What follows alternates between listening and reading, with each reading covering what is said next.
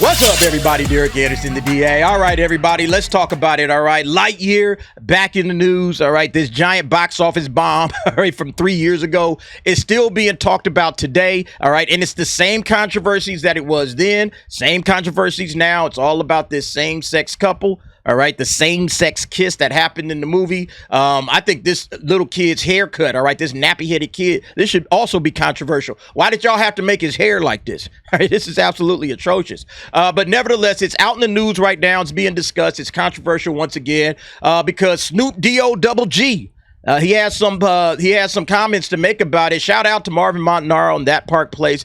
Snoop Dogg torches Disney's Pixar as rap legend blindsided by Lightyear's two mom scene. I didn't come for this. Yeah, Snoop is in trouble. All right. He is actually right now on the verge of getting canceled from a major sporting event. We're going to check that out in just a moment.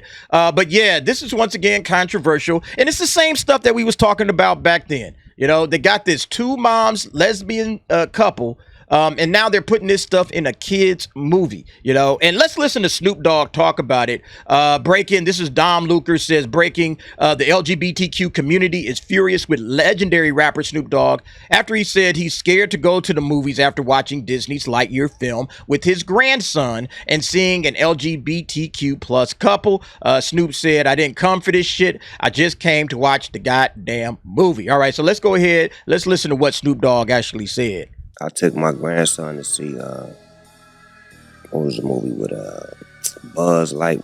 Toy Story? Not that one, but the new Buzz. The Lightyear. I think it's called Lightyear. Yeah, with Keke Palmer's in that movie. Okay. She plays like the daughter. So we watching it, and the lady, which is Keke's mama, they move on into the space years, they move down the line, they're like, yeah, she had a baby with a woman. Well, my grandson in the middle of the movie like, Papa Snoop, how she have a baby with a woman? She a woman. Oh, shit. I didn't come in for this shit. I just came to watch the goddamn movie. Look, Snoop is saying something that parents all over the country, maybe even all over the world, have been saying in regards to putting this type of content in kids' movies, okay? And what Snoop is basically saying, a lot of us parents feel this. They feel this because it's tough enough, honestly, to raise children in this day and age, all right? We got a lot on our minds. We got a lot to think about, all right? We already got a lot on our plate when it comes to, you know, explaining things with the kids. You know, you got to go to work. You know, you got to come home and cook dinner for the kids. You got to make sure they did their homework. You got to tuck them in, read them a bedtime story. There's a lot that goes into parenting, all right? Making sure you know, to have all the different types of conversations that you want to have, that you need to have for your children. And sometimes you just want to go to a movie and just want to chill out and relax, bring the family with you, probably grandma and grandpa and the cousins and little bro, sis, everybody. We're all going to go and watch this movie by Disney. And you think it's completely safe. You think it's completely cool. And then next thing you know, they're dropping all kinds of nonsense in there. There's all kinds of stuff that's jumping off in there. And the reason that this is happening is because these cats over here in Disney, they want to start forcing conversations to happen when we might not want our kids to have a conversation at that age. You know, like he talking about his grandson like 5 years old. Maybe I don't want to talk to my child about lesbians and gay stuff at 5 years old. Maybe I want to have that conversation later down the line. Maybe at 10 years old, I want to have that conversation, or 15 years old when I want to have that conversation, or maybe I don't want to have that conversation at all. You know, maybe I want something else to happen, but it's the parent's choice. And what happens is Disney and these woke activists down there at Disney and Pixar, they want to force a conversation that maybe I don't want to have yet in the middle of a Disney movie. Like he's getting asked questions by grandchild like, yo, Grandpa Snoop, what's this all about? Hey, how can two women have a baby? Can you explain that? You know, and Snoop is on the spot. He don't know what to say. But like, look, this is how he tried to handle it. Hey, man, watch the movie. They just said she had a baby. They both women's. How did she have a baby? Shh. The movie ain't over with. So it's like, fuck me, I'm scared to go to the movies now. Like, y'all throwing me in the middle of shit that I don't have an answer for. I mean, that's real. That's real talk, man. It's like, yo, I'm in the middle of something that I wasn't ready for. I didn't prepare myself for. I'm going into a kid's movie. I'm not expecting to have conversations like this. You guys are trying to force a conversation and normalize something. And again, at a young age, young kids may not even be able to understand what it is that you're talking to them about. Every family is different. Every child is different. What one kid might understand at 5, another kid, it might take him till he's 8 or 9 to understand it. People are different.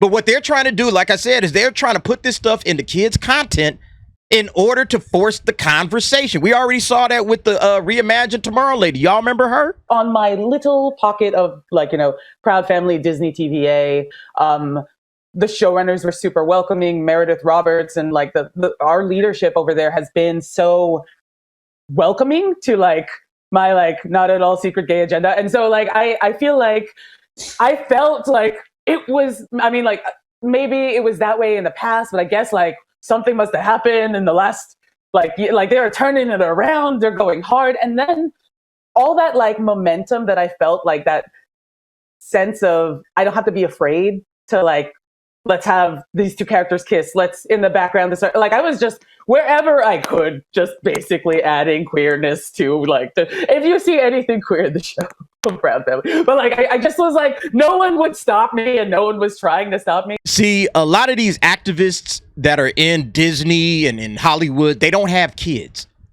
They don't have any children. So they don't understand the way that you're going to have a conversation with a child that may or may not understand what the hell it is you're talking about.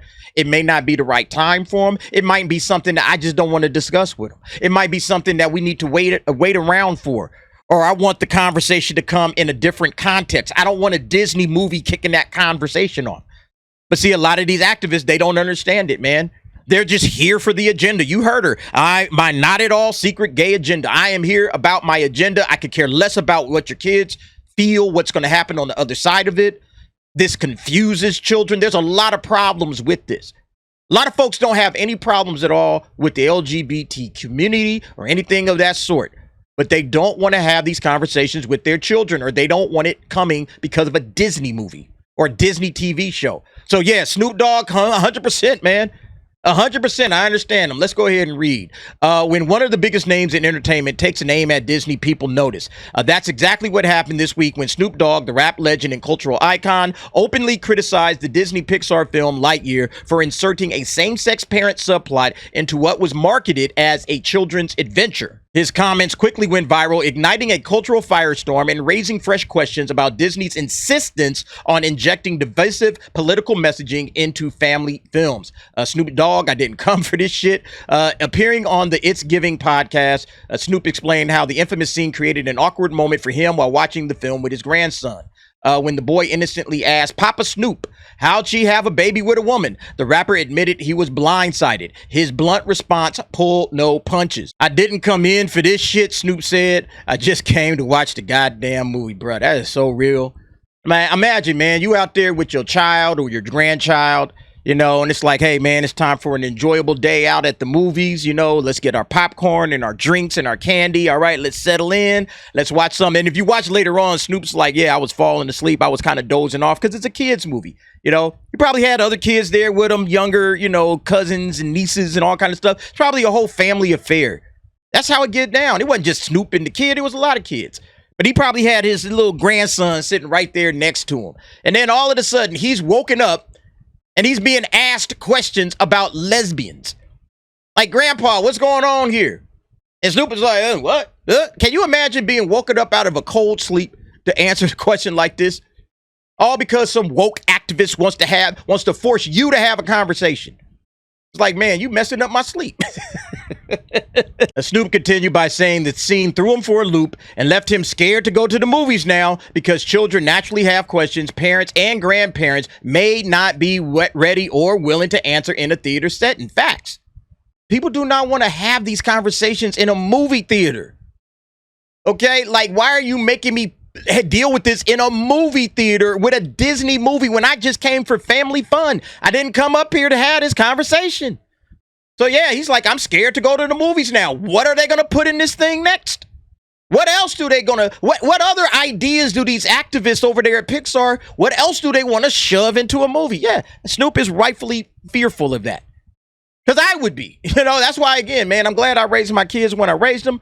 I don't know what would, man, right now, Whew, I don't know what I would do. But look, Snoop, he's got some troubles on his hands, all right? He's got some problems because now cats are trying to get him up out of there. He was supposed to be the headliner at one of these major sporting events down in Australia. Check this out. Welcome back to Weekend Today on this Saturday morning. Well, the homophobic saga embroiling the AFL is deepening this morning with fresh calls to cancel Snoop Dogg from performing at next month's grand final. The outrage follows comments made by the controversial rapper criticising the portrayal of a same-sex couple in a children's movie. For more on this, we are joined this morning by Shadow Immigration Minister Paul Scar and Lizzie Pearl by my side in the studio. Paul, to you first and foremost. These comments came a day after the AFL defended the rapper at a media conference. Should Snoop Dogg get the flick for the grand final? Well, Clint, I think it's a grand final. It should be about the football. It shouldn't be about the entertainment. And I think in the lead up to a grand final, when people are talking about the entertainment, that's a bit of a concern. And I don't see why we have to import these huge international acts to the AFL grand final. We've got plenty of talent here in Australia, and I'd personally like to see someone in Australia be given the opportunity. Well, that's another issue altogether, but surely this is a case of double standards, in my opinion anyway. You've got the AFL suspending a bloke for a homophobic slur, a 4-match ban, and yet Snoop Dogg makes some pretty irresponsible and hurtful comments in a podcast, yet gets a ticket to the grand final. He's performing on the big stage. Is it a case of double standards, do you think? Well, I think you have to be consistent. You have to be consistent. And if you're going to set certain standards, then people are going to raise questions just as you're raising them if you deviate from those standards on a case-by-case basis. So I think it's a good point you make. Yeah, the AFL has long said it has a zero tolerance on this issue, but there has been inconsistencies during the week. And Lizzie, in context, the AFL remains the only major professional sporting code in the world to have never had a single male player come out as gay. And yet we're having this debate right here, right now, because those comments are so hurtful. Yeah, so this is on Rolling Stone Australia. Greens senators calls for AFL to drop slur merchant. They called him a slur merchant. Damn. Snoop Dogg from the grand final. Sarah Hanson-Young claimed that the Snoop's history of misogyny and homophobia should have precluded him from performing at the grand final. So the grand final, I guess, is their rugby championship. All right, so it's the biggest sporting event in Australia, no doubt about it. And yeah, they're saying, yeah, we got to get Snoop up out of there. And what makes this even more controversial is that they had a situation where this guy, Isaac Rankine, he made a homophobic slur, and then he got sanctioned and got a 4-match ban from the AFL. So because he made his slur and he got banned, people are like, hey, whoa, what about Snoop Dogg? What about Snoop Dogg? Snoop Dogg has a history of this and that, blah, blah, blah, blah, blah. So, yeah, this senator has called for him to be removed from the finals. And look, one of two things is going to happen. I'm going to tell y'all right now, one of two things is going to happen. Either A, they remove him from the finals. All right, Snoop Dogg, because he said what he said about Lightyear. And he really didn't even make a slur. He didn't make a slur. He just said, I didn't come to watch this bullshit. All right, I didn't come to watch this crap, My grandson threw me for a loop bringing this stuff up, and I wasn't prepared for the conversation, which is a fair point. But either that's going to happen, either they're going to remove him up out of there because he made in their, terms a slur, or Snoop's going to apologize. Now, if I'm Snoop, you can't get me to apologize. And Snoop doesn't need to do this event.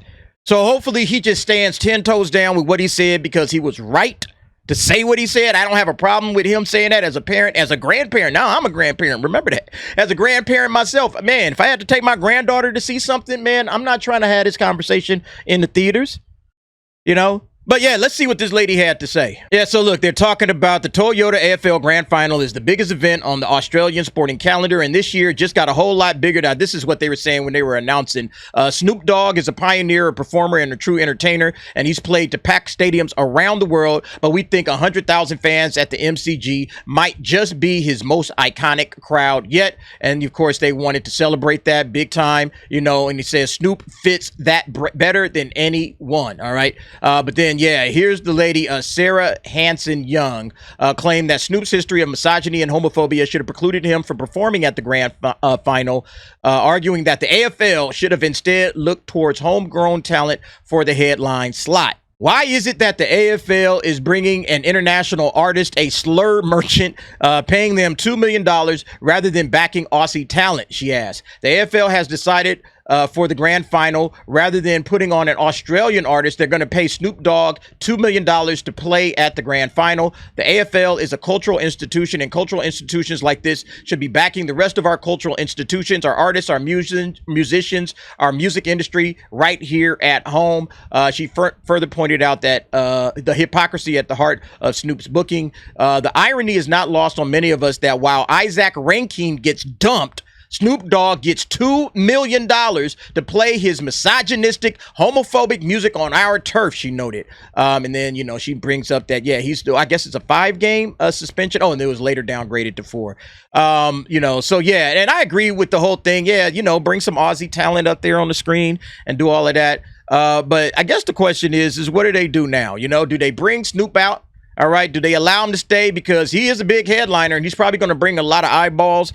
Or does he apologize, or do they just cut him out all the way? You know, I know Snoop is not going to apologize. I already know that. You know, I would be amazed if he did, if he said anything at all. I would be shocked, you know, and I would probably lose a little bit of respect for him because, again, he's not wrong.